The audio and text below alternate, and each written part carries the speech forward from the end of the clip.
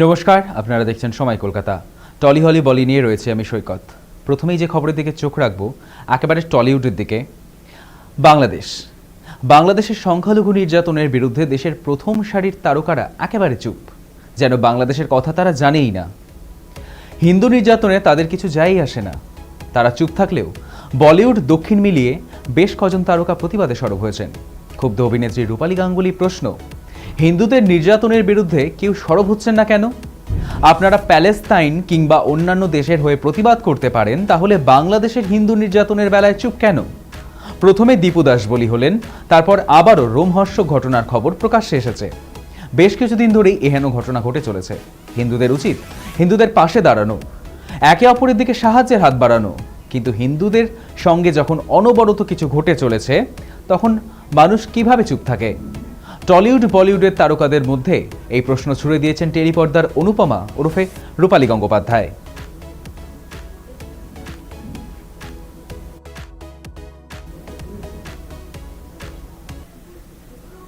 রাতে চেনা বান্দ্রার উর্লি C link সেজে উঠেছে নানা রঙের আলোয়।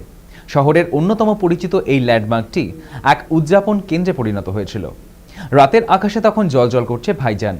ছবির নিচে লেখা, শুভ জন্মদিন সলমান খান। ওই বিশেষ মুহূর্ত ক্যামেরাবন্দি করতে পথচারীরাও দাঁড়িয়ে গিয়েছিলেন সে সময়। 60তম জন্মদিনেও ছিমছাম সাজে থাকতে ভালোবাসেন বার্থডে বয়। কালো টি শার্ট, নীল ডেনিম। বিশেষ দিনেও স্বাদ ছিল একদম সাদামাটা। সামনে সাজানো বড় চকলেট কেক। গ্যালাক্সি আবাসন নয়, পনবেলে নিজের খামার বাড়িতে জন্মদিন পালন করলেন অভিনেতা। পরিবার এবং আমন্ত্রিতদের সঙ্গে কেক কাটার পর খামার বাড়ির বাইরে বেরিয়ে আসেন অভিনেতা। মূল দরজার সামনে তখন সাংবাদিক এবং পাপারাজ্জিদের ভিড়। এসেছেন সালমানের প্রাক্তন বান্ধবী সঙ্গীতা বিজলানি, এসেছিলেন সঞ্জয় দত্ত, টাবু, জেনেলিয়া দেশমুখ, রণদীপ হুডা, MS ধোনি, আদিত্য রায় কাপুর, রকুলপ্রীত সিংহ, হুমা কুরেশি, মহেশ মঞ্জরেকর, মনীষ পল, মিকা সিং সহ আরও অনেকে।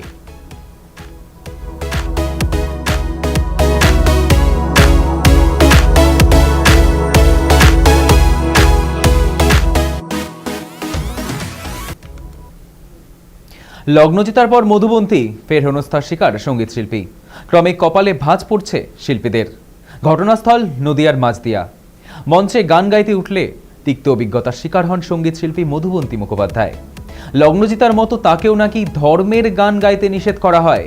মধুবন্তী নিজে সোশ্যাল মিডিয়ায় এই নিয়ে পোস্ট করে জানান, মাঝদিয়ার কৃষ্ণগঞ্জ লালন উৎসবে লোকসঙ্গীত পরিবেশন করার জন্য তার সঙ্গে নাকি যোগাযোগ করা হয়েছিল। 21শে ডিসেম্বর তার অনুষ্ঠান ছিল। সেই অনুষ্ঠানে তোমরা কুঞ্জ সাজাও গো গানটি গাওয়ার পরেই নাকি আক্রমণের শিকার হন মধুবন্তী।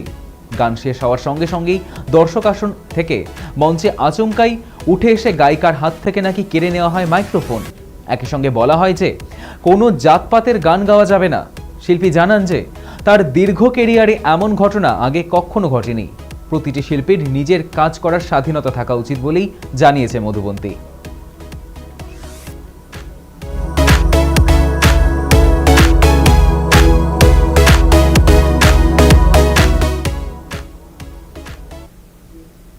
নেলসনের পরিচালনায় ব্ল্যাক কমেডি তথা অ্যাকশন ফিল্ম জেলারের প্রথম পর্বে রজনীকান্তের সঙ্গে দেখা গিয়েছিল মোহনলাল, জ্যাকি শ্রফ, শিবা রাজকুমার, রমিয়া কৃষ্ণন, তামান্নার মতো তারকাদের। তবে এবার নাকি একসঙ্গে স্ক্রিন শেয়ার করতে চলেছেন শাহরুখ খান এবং রজনীকান্ত। দুই সুপারস্টারকে একই সঙ্গে দেখা যাবে বলে বড় পর্দায় এমনটাই খবর। সম্প্রতি এক সাক্ষাৎকারে মিঠুন চক্রবর্তীকে তার আগামী ছবি নিয়ে জানতে চাইলে তিনি বলেন, তার আগামী কাজ সুপারস্টার রজনীকান্তের সঙ্গে জেলার 2। এই ছবিতে তিনি ছাড়াও থাকবেন বলিউড বাদশা শাহরুখ খান। ছবি মুক্তি পেতে চলেছে 2026-এ। চলছে ছবির প্রি প্রোডাকশনের কাজ।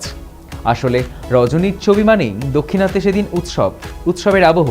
দক্ষিণের পাশাপাশি ব্যাপক উৎসাহ শাহরুখের অনুরাগীদের মধ্যেও।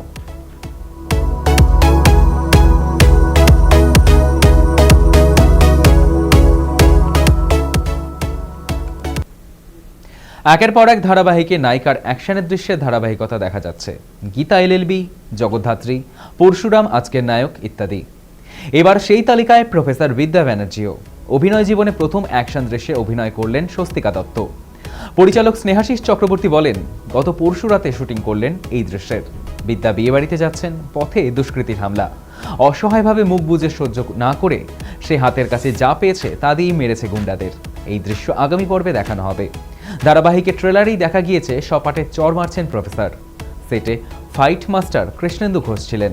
তার দেখানো পথ অনুসরণ করেই নাকি উতরে গিয়েছেন নায়িকা, এমন দাবি ছোট পর্দার বিদ্যার। অ্যাকশন দৃশ্য করে উপভোগ করছেন তিনিও।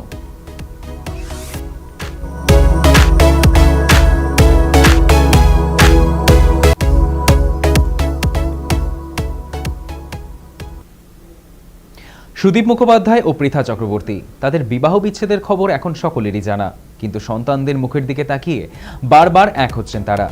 নিজেদের সম্পর্ক ভাঙার আঁচ যেন তাদের সন্তানদের ওপর না পড়ে। বড়দিন পেরোতে সোশ্যাল মিডিয়ায় ভিডিও পোস্ট করেন সুদীপ। প্রাক্তন স্ত্রী পৃথা ও দুই ছেলেকে নিয়ে কলকাতার চিড়িয়াখানায় ঘুরে বেড়ালেন অভিনেতা। সেই চেনা রীতি মেনে সপরিবারে চিড়িয়াখানার মাঠে বসে দুপুরের খাওয়াও খেলেন তারা। নিজেদের দায়িত্ব যেন অক্ষরে অক্ষরে পালন করছেন প্রাক্তন দম্পতি, শুধুমাত্র সন্তানদের মুখের দিকে তাকিয়ে।